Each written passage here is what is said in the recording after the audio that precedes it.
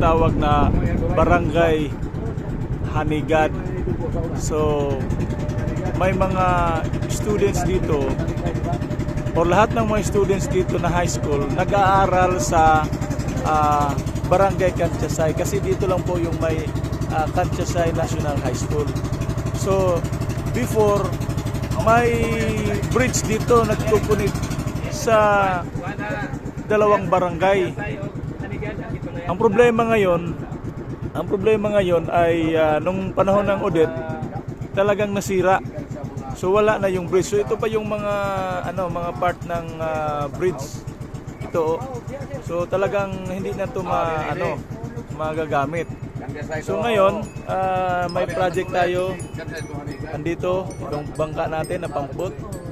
Bigay natin to sa kanila para maging service ng mga mag-aaral sa Barangay Hanigad.